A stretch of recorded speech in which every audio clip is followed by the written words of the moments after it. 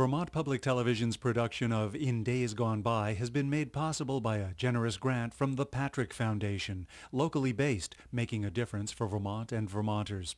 Additional funding has been provided by the Freeman Foundation, Stowe, Vermont. We had no electricity, no telephone. The upstairs was frigid, and we slept upstairs, of course. We never had a manure spreader. Had to spread it by hand.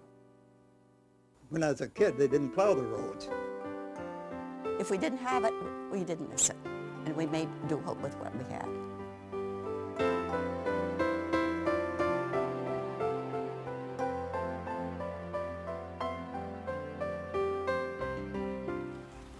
People who lived in the early part of the 20th century carry precious memories of a time now gone by.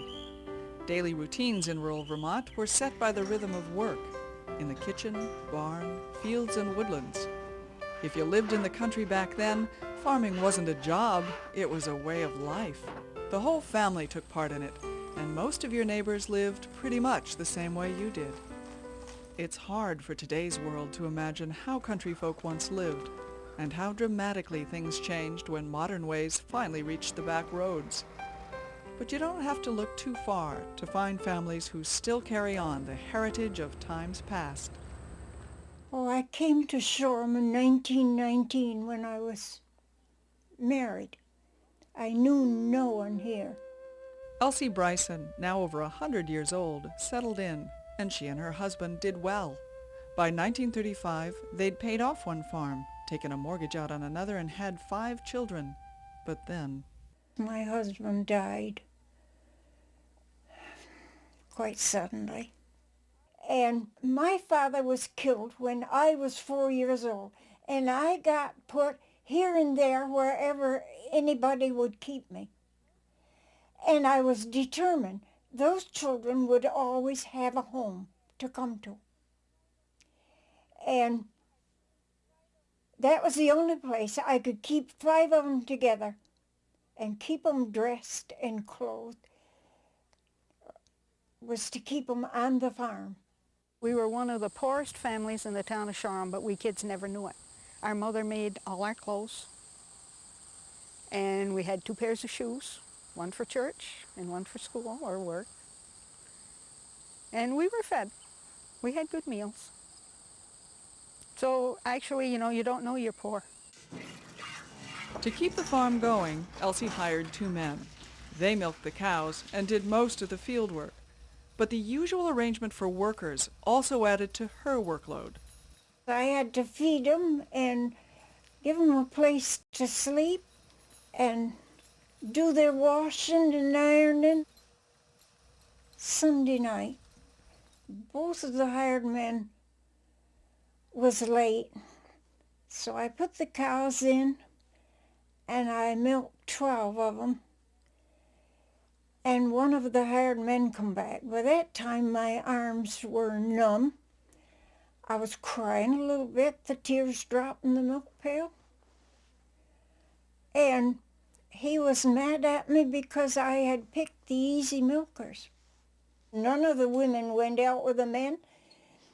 I got them started gossiping because I was in the cow barn with the hired men. No one liked it. Well, I made it. In the end, they all had a home to come to. Over the years, Elsie did more than just maintain the farm. She bought land and increased the herd. One of her daughters and a son-in-law farmed the place with her for a while, and when they moved on, her son Harris took over and still lives in the main house. Today, grandsons Mark and Norris have continued Elsie's forward thinking and have taken on the challenges of large-scale farming. They run a 1,000-acre operation where 340 Holsteins are milked 3 times a day. In 1998, we built a new parallel milking facility.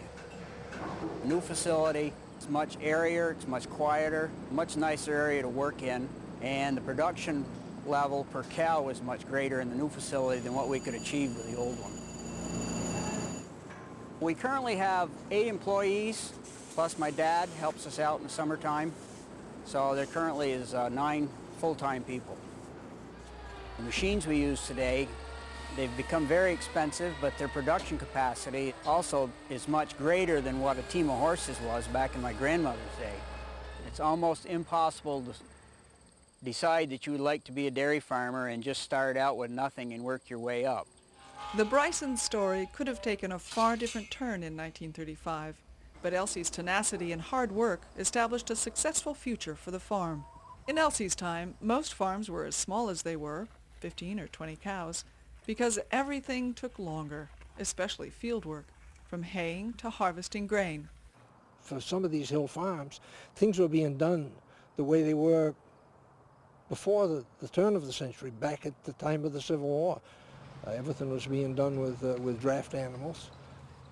If a plow is properly adjusted, you don't really have to do much, but hold the handles. You don't have to fight the plow at all. You tilt your handles to steer the plow. Of course, you did lots of walking all the time then anyways, and you just walk along, and as soon as it turned it over, you had a flat place to walk in where the furrow turned over, so it wasn't too bad. Oh, Jasper, get up there. The horses, they get pretty well trained. When they get to the end of the furrow, they stop and turn around by themselves most of the time. Then you have to be careful, because if a plowshare hits a rock, then chances are if the horses are going at a pretty good clip, you can get a plow handle in the ribs and not be any fun. If you have to be on the ball. Get up. After a field has been turned, the clumps of dirt are broken up with an ingenious device called a wheel harrow. One of them was invented right here in Vermont. Back in those days, they had pewter plates. So this guy down Middlebury, he took a bunch of his wife's pewter plates and he made up the first wheel harrow. Another device was the reaper binder, which harvested a grain crop by first cutting and then bundling the stalks together. But that was just the beginning of the process. And you'd have to leave it there in the fields in these bundles till they were thoroughly ripe and dry. And then the thrashing machine would come through in the fall and take the grain off the straw.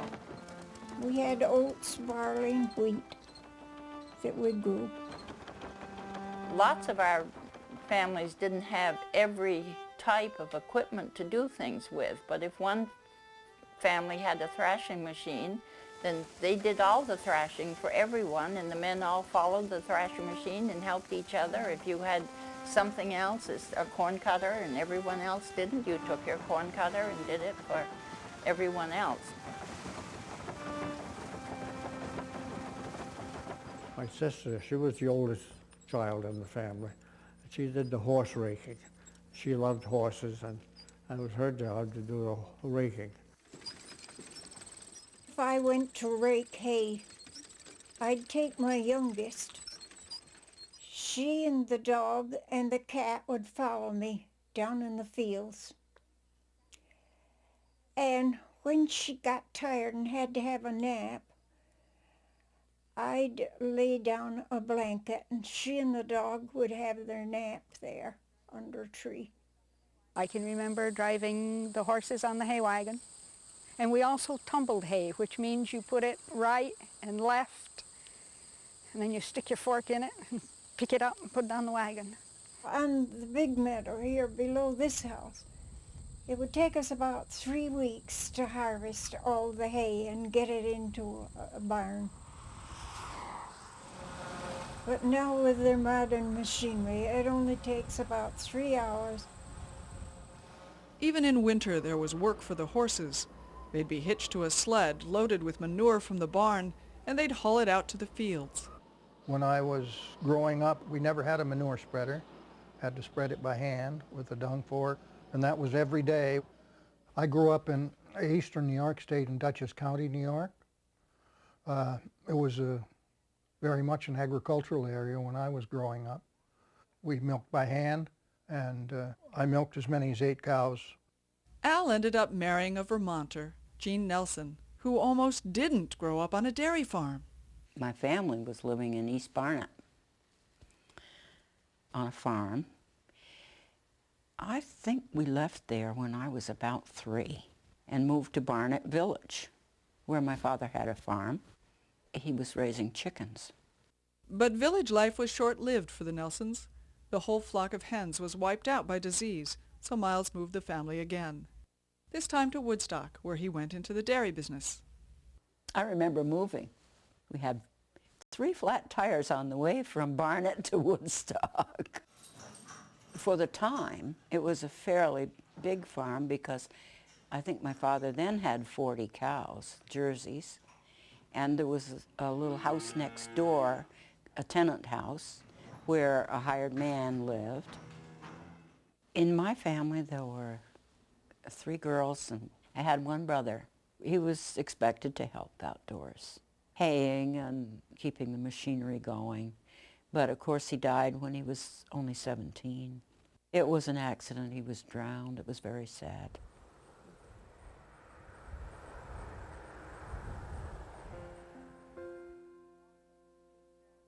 In addition to farming, Jean's dad soon began working in town for the first farm loan program in Vermont. Soon after we came here, he became involved in the Federal Land Bank during the Depression, did some appraising work for them. And then after a while, they started the Production Credit Association, which was short-term loans for farmers. And my father was the first secretary-treasurer of it, so that he depended pretty much on help to run the farm. Haying time required extra hands, so Miles and Jean's sister Marjorie worked with the hired man on those summer days when it took long hours to get the hay into the barn. Making ends meet meant growing cash crops too. My father raised a lot of peas to sell. We didn't have the frozen things, and the canned peas never did taste just very good. So people just treasured the fresh peas. My mother raised flowers to sell too. In some ways, they were fortunate. The Woodstock Inn created a market for local milk and cream, and tourism included summer people who had getaway homes in the area even in the hard times of the 1930s. It must have been in the 8th grade that I worked for some neighboring summer people who lived up in Pomfret, up in the hills. I think probably my father took me to work. I would go up there and help these people do the dishes. I even ended up doing some of the cooking. I needed the money, clothes, and then to go to school for books.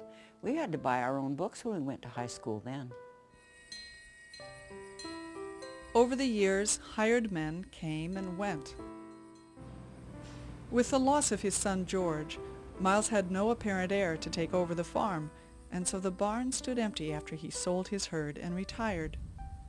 But not too much time passed before a herdsman brought livestock back to their little valley. I married the farmer's daughter. By the 1950s, the Conklins were raising 3 sons and a herd of Holsteins.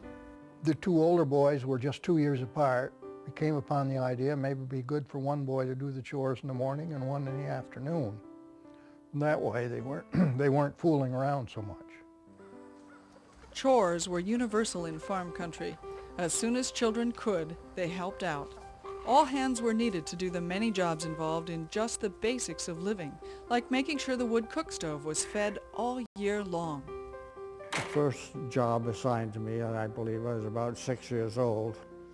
Dad and Mother had a man-to-man talk with me that it'd be my duty then to keep the kitchen wood box filled, and which I thought was great at first. My first job was to take water from there and keep the tea kettle full on the stove, and that was the supply of our hot water.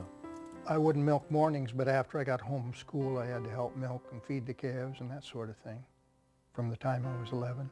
Much to my mother's disgust, I got up early in the morning and went to the barn and helped my father and the men with the chores. My sisters and I took care of the hens. That was part of our job. We would feed them and gather the eggs. Quite a few farms, they splitting of the wood and bringing it into the kitchen and so forth.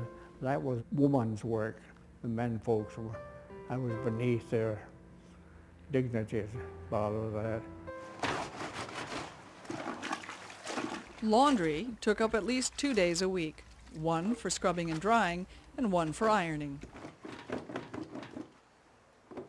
Monday was wash day, and we did a lot with the washing. Mother used to have a big tub in the kitchen and a big scrub board. She used to scrub those clothes by hand.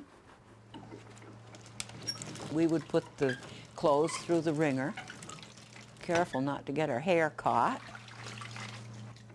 And then besides that, there was a big boiler on the stove with hot water so the clothes could get disinfected after they were washed. The first washing machine I remember was a big wooden thing with a crank on the top.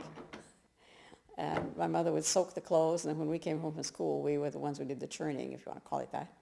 Sometimes we had more laundry than we had clothespins, and then we would spread the towels and small things on the grass. Since there were no machines for drying clothes, they were hung out on the line in both summer and winter. Still remember my dad's long johns. They have to be dried somehow, and in wintertime it was very, very difficult. So they would be brought in, and they'd be like wooden soldiers prancing around the kitchen, trying to be hung up here and there on the door to get dry. Even your bedding, your sheets and pillowcases had to be ironed. When we had the flat irons on the stove, you had to be sure that they were clean before they went on the stove, and be sure the stove was clean. And you'd have 2 or 3 irons on at the same time. So when one got colder, you'd take the other one and continue your ironing. It would take much, much longer, and it was so warm too, especially in summertime. Although the cook stove overheated the kitchen in the summer, it was a welcome source of warmth in cold weather. Families needed enough wood for at least one stove, and perhaps a furnace too, but it wasn't quite like central heating. The man of the house was quite apt to get up several times in the night to put on more wood. We put on more clothes to go to bed than we did during the day. We would grab our clothes and race down into the living room where there was a small stove in the living room as well as the furnace. And we would dress in front of that stove. They heated the kitchen and maybe the dining room. They had the door closed and you lived in the kitchen. And when you went to bed, you had to shake the sheets 2 or 3 times to get the ice crystals off it. It was freezing cold.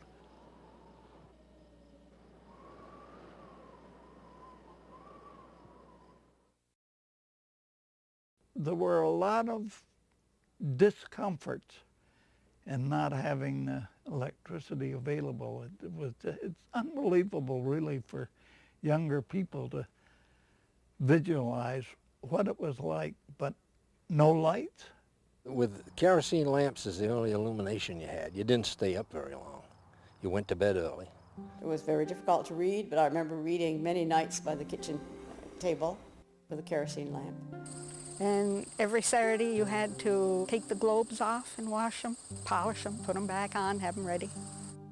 Attending to lamps was a job that village residents didn't have to do, since they'd gotten electricity long before their country cousins. But in other ways, there wasn't much difference between town and country life early on. Sophia Krushel grew up right in the village of West Rutland in the years before 1920. We had meat markets, we had bakeries, but for the most part, people were self-sufficient. They raised their own cow, so you had to have fresh milk, cottage cheese and all this, and butter.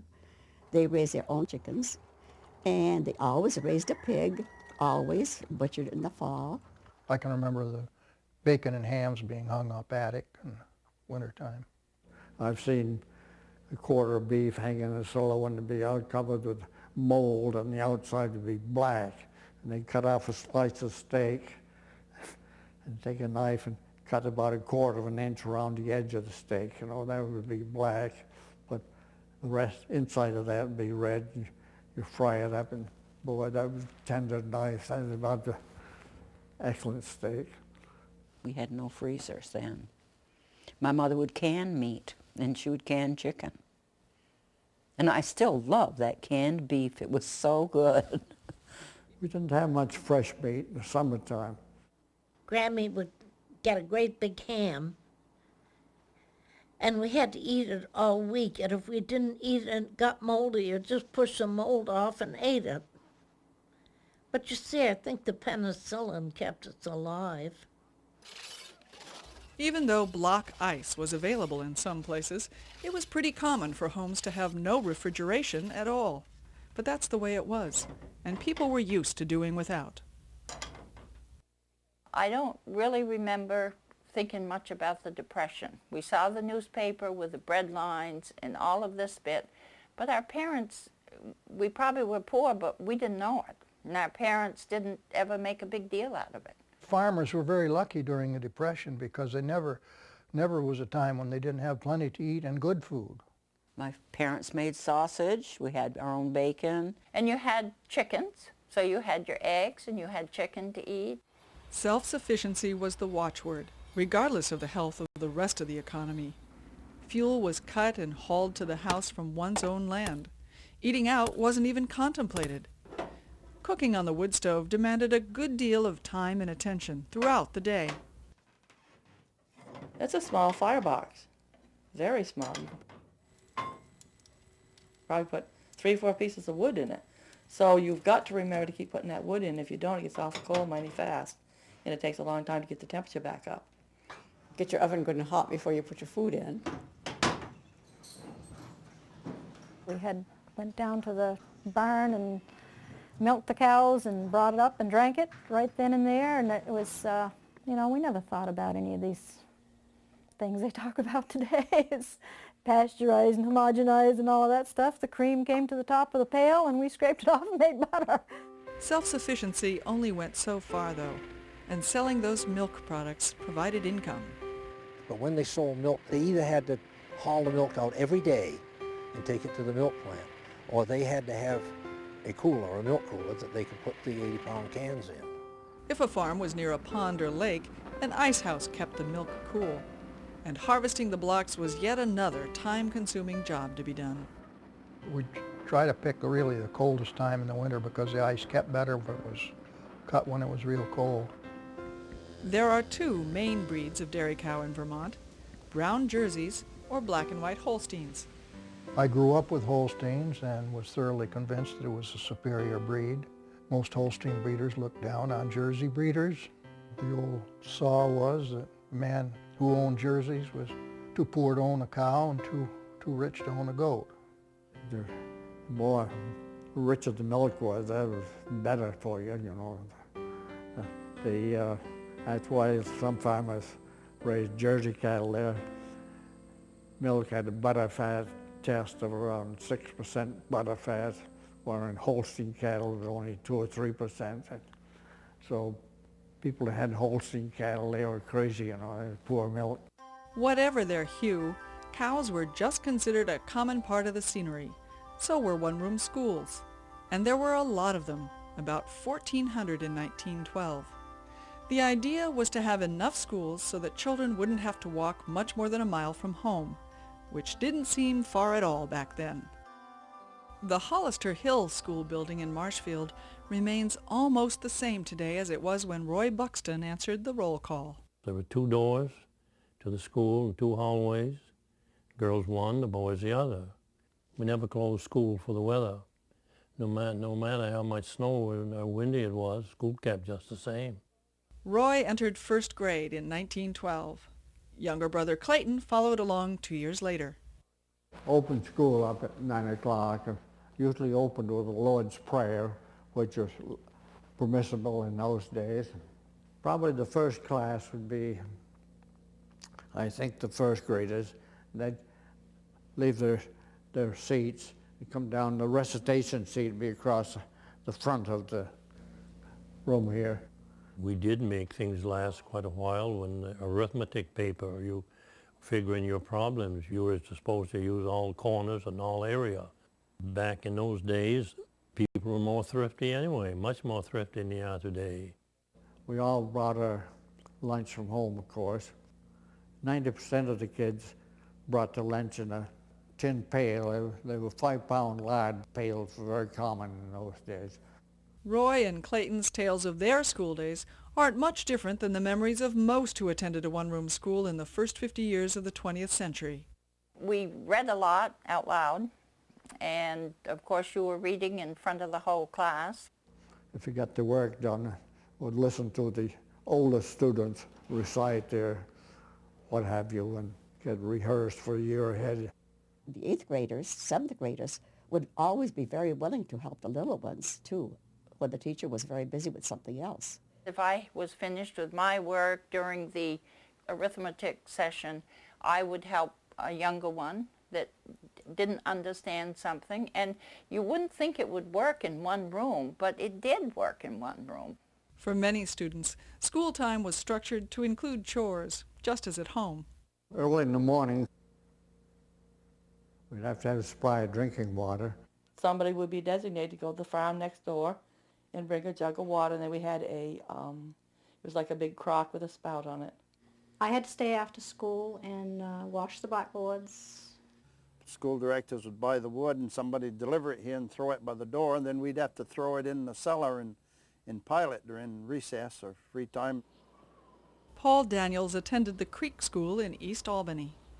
And there was about 17 pupils in the 8 grades.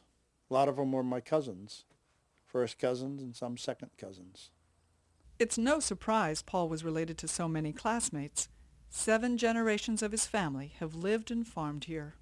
My great-great-grandfather, Will Sinan, is having this barn built, and all the neighbors have gathered to help on the barn raising. This barn is still standing to this day. My folks were dairy farmers. We used to have around 100 head of cattle back in the 40s, and it was quite a large farm. I started farming on my own when I was 16, and so I did my chores in the morning before I went to school and did them when I came home in the evening. We're still dairy farming, and then we have one farm with beef cattle on it too. Paul and his family have made a good living, raising and selling their rare breeds of cattle all over the United States. The Dutch Belted are cattle that originated in Holland back 300 or 400 years ago. They bred them especially for the nobility. Come on! Come on! Come on! Come on! The Penzgauer originated in Austria. They're a mountain breed. They milk them and they also use them for beef. This is something I've done ever since I was 7 or 8 years old. I always had to go to the barn in the morning. Don't need to do it now, but it's just part of me and I enjoy it. And I'll keep doing it as long as my health will let me. After doing his morning chores as a boy, Paul went off to school.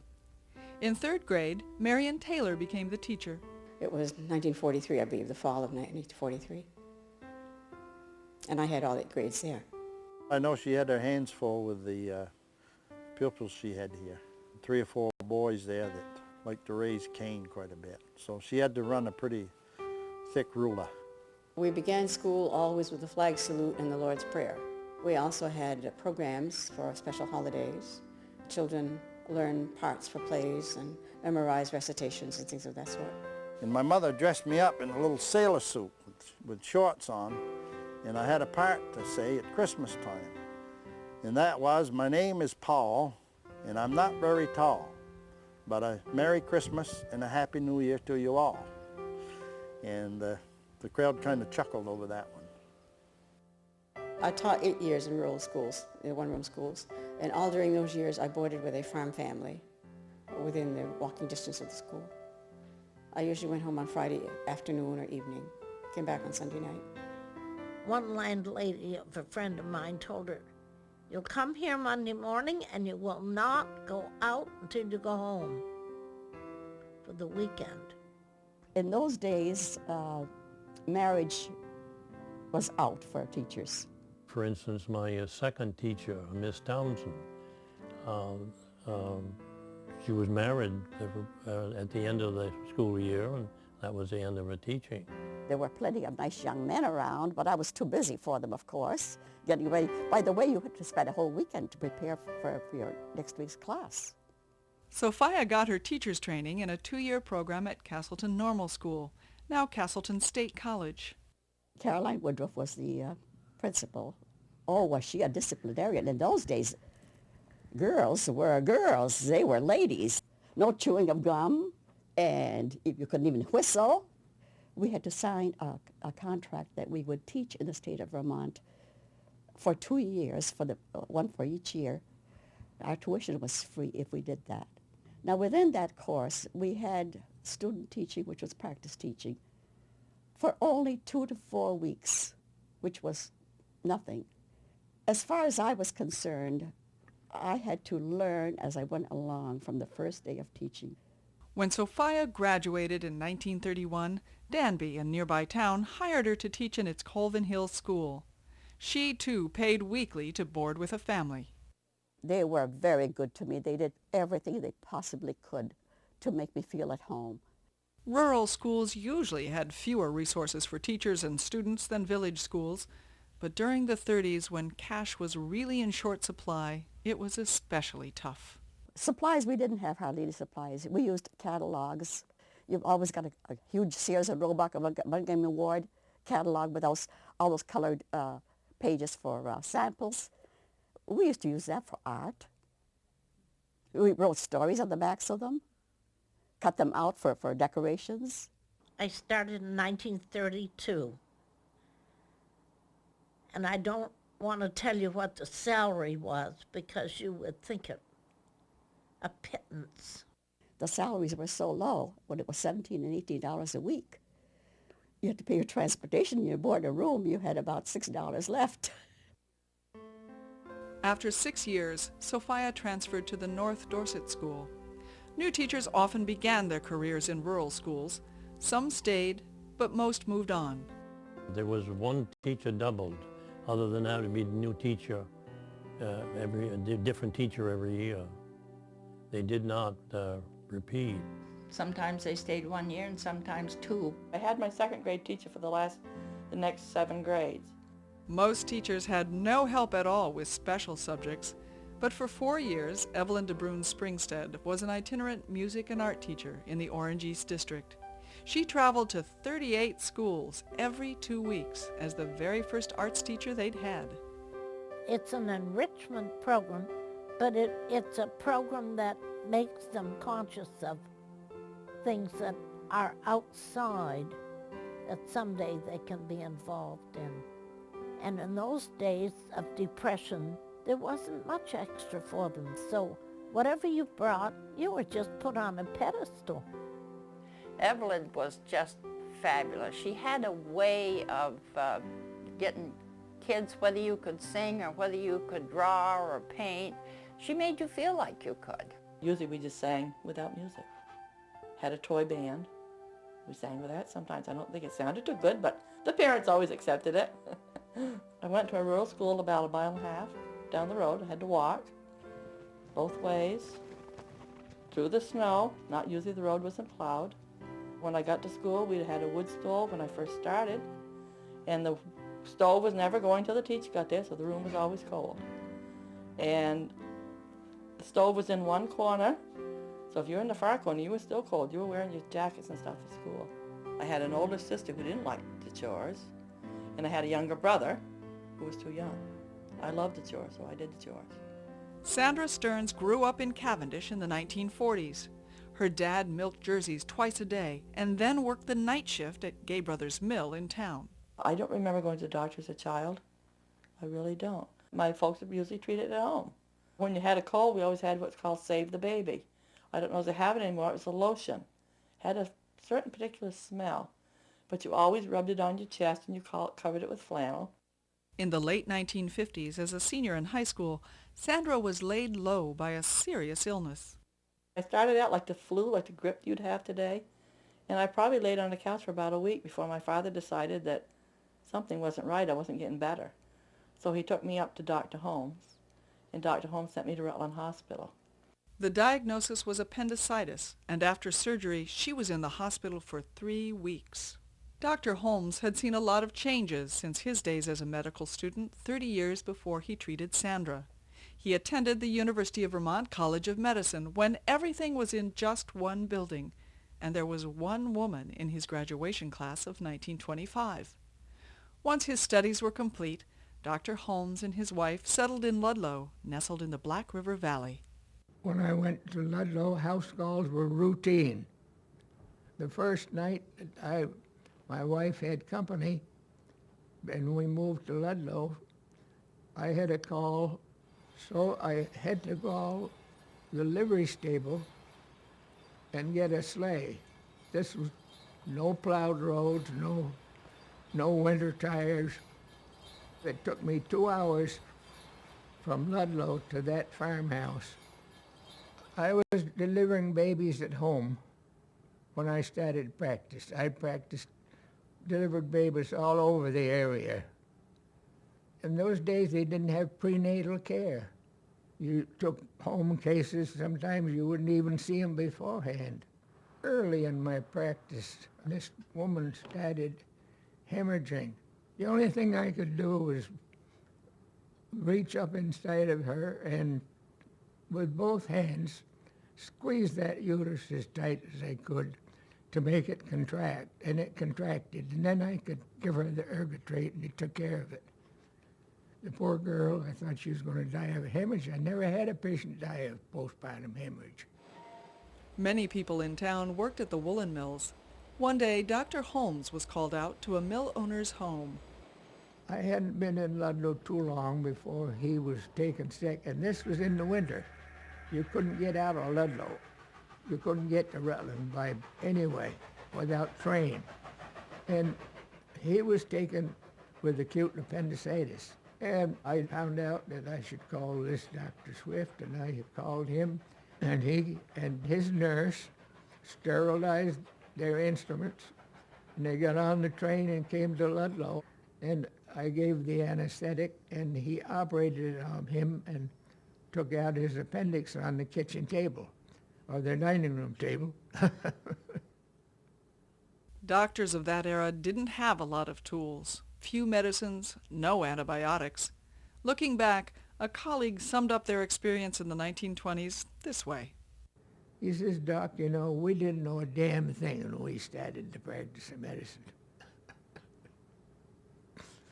Well, you felt that way sometimes, but you go right off into the country somewhere, and there's nobody to help you. You just get to do what there is to do. I was born in Charlotte, Vermont, on what is now the Mount Philo farm. I was born in 1906. Of course, it was back in the horse and buggy days. When we wanted to go to Burlington, we either had to drive a horse up or we had to take the train in Shelburne. But taking the train wasn't too practical because you had to drive a team up to the railroad station, and you couldn't leave the horse if you're going to be there all day, so a man would have to drive us up and go back and meet us.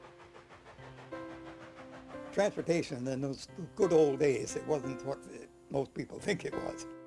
We used to go to Barry and Montpelier, which was 10 miles, a little more, 12 miles perhaps. That was all day with a horse, a long day.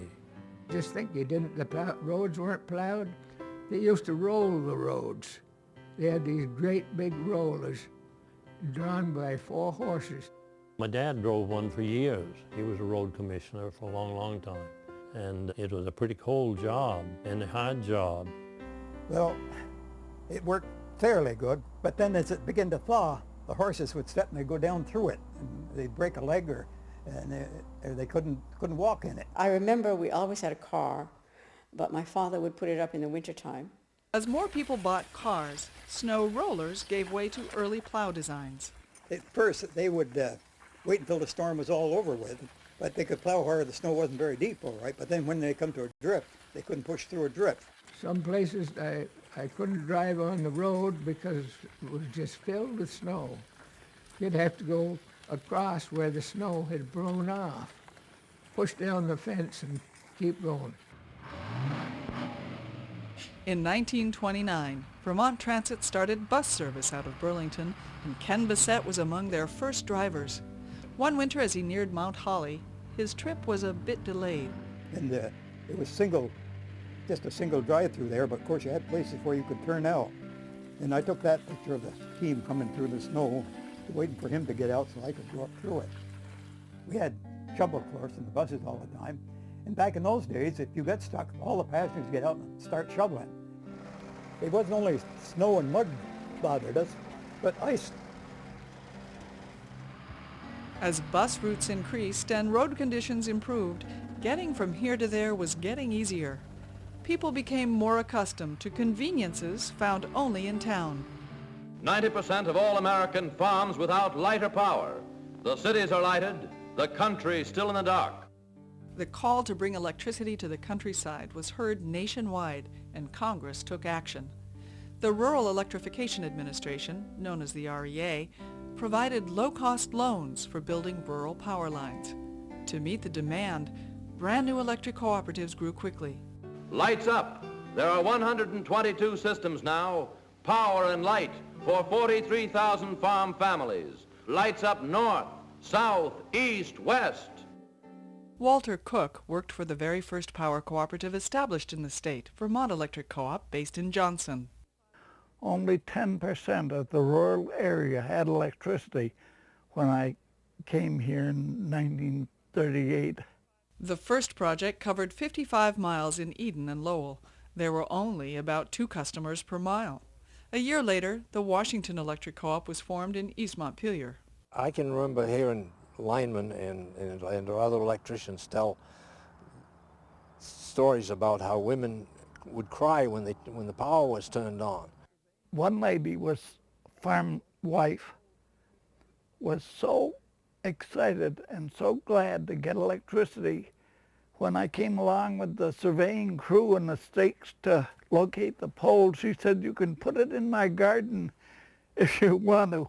I want that electricity so bad." So it was a very touching kind of a thing. Was it ever beautiful? It was like the whole world lighting up for us. Heaven had come. The first thing I bought when electricity came through was an electric milk cooler. Well, that's where your money came from.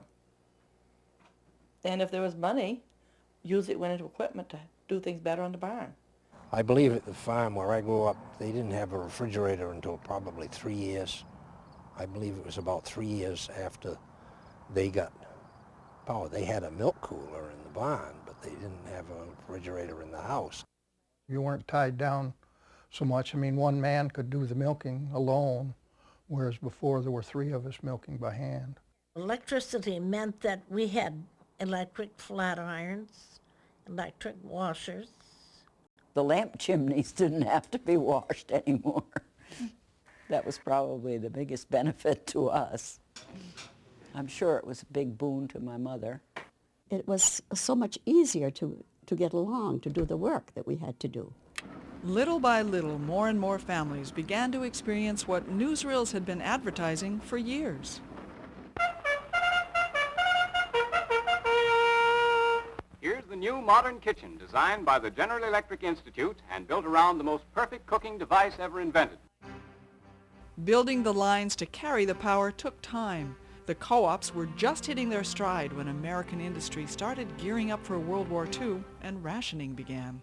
Poles were set, the line was run, but there was a glitch. There was a war going on in Europe, and I can remember a bulletin coming around from the Washington Electric Co-op saying, "You can blame Hitler. The war was taking the copper supply, and they didn't have copper enough that they could buy the transformers to put on the poles." There were many delays in getting wire and transformers, but the co-ops were able to keep growing. Men left home in droves to join the war effort, but those left behind were encouraged to do their part.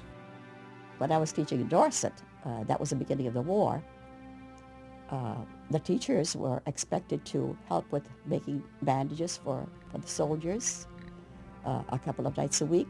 So many men were in the service, and there was a great shortage of help. And that's when more women began working on farms too. Food was scarce, and they tried to encourage as much food to be produced as possible. So many of the young men who went to war had been doing farm work with teams of horses and had left homes with no electricity. They entered a world of unfamiliar machines and new ways of living. Once it was all over and soldiers returned home, it wasn't always easy to step back into rural life. Everything changed. Their thinking was different than the old people. They got out of that routine that their folks were in. A routine that had not changed in a lot of homes. Where Sandra Stearns lived in Cavendish, electricity still hadn't arrived. No bathroom, outhouse. And we were lucky, a lot of the outhouses were down a path separate from the house. Ours, we went out through the woodshed, and then there was a little outhouse on the end. I can remember, you always get the big Sears Roebuck catalog, Montgomery Ward. When the season was off, it went out in the outhouse, and you used that for toilet paper, a little scratching. We had a spring up on the hill, came down gravity.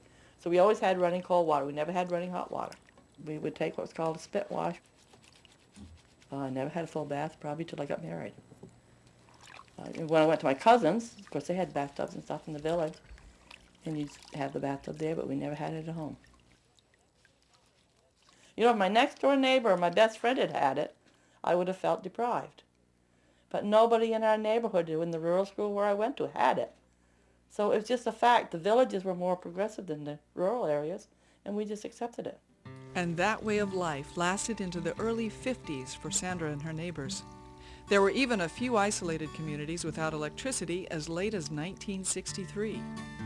Claudette Morehouse grew up with her brothers and sisters in the 50s and 60s. With only a generator to provide lights at home, they lived a life that was firmly connected to the past. Granby was one of the last 2 towns in Vermont to complete its transition into the 20th century. There was anywhere between 50 and 80 residents, from very young to the very old. You knew everybody. It was a family. When I was growing up, everybody had their own little farm, just for their own use. We had our own cows and our own pigs and our own chickens and did our own haying and things like that. But most people had to go outside for their living. To get to Granby today, you go to the end of the blacktop and past the town of Victory. When I grew up, the roads were not the way they are today, and we were lucky sometimes to make it in half an hour, 45 minutes. It was terrible sometimes getting home and getting out. We had a wood stove, and we always had the oven door down for heat. And my dad had built a little bench they would fit right over the oven door.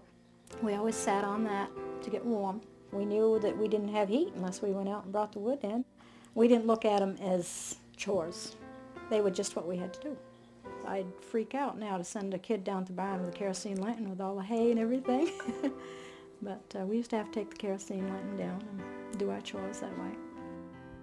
Claudette's family lived at one end of town. The school was at the other. We used to get together at the end of school, and it wasn't just a picnic for the kids. I mean, it was the whole town. The whole community also took part in fundraising events for the school, and a common gathering was the box social. Box suppers were pretty cool. Box socials would be an evening affair. The ladies would fix a box with food in it and decorate it all up. They would put up a meal for goodies for 2 people. And it was supposed to be kept a secret. They'd bring it in a paper bag and then put it on the table, and somebody else would take it out later. And then they would auction them off to the guys. The gentleman would pair off with the lady and have lunch together from that one lunchbox. I'm sure the older boys and girls would kind of sneak a word to the one they hoped they were going to eat with, so that he would bid the most on their box. The teacher would have a box too, and there might be a stranger in the crowd. Well, it was pretty evident that when he started bidding, he was keyed in with the teacher, and he might have to pay quite a bit. You'd get wonderful attendance every time you had any kind of activity at those schools, because that was their one outlet.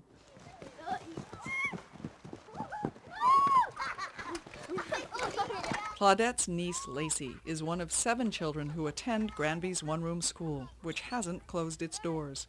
There are 3 fifth graders, 1 girl in 3rd grade, a boy in 1st, and 2 children in kindergarten. Good morning, Lacey. Hi.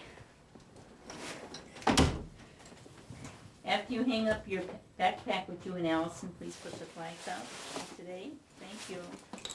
And so another school day begins, much as it has for over 100 years in this well-cared-for 2-room building. If children arrive early, they quietly find something to do. L, M, N, O, P, Q.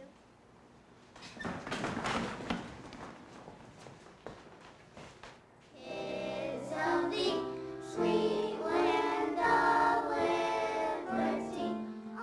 You approach it as an ungraded situation, expecting everyone to work at their best, at their level.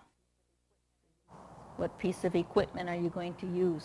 Dictionary. The dictionary. All right. All right. I will work with Vanessa. They do a lot of work independently, working by themselves, but they also need teaching instruction before they can go ahead. Now, you want to find the 3 list words in here that would come between I and hunt.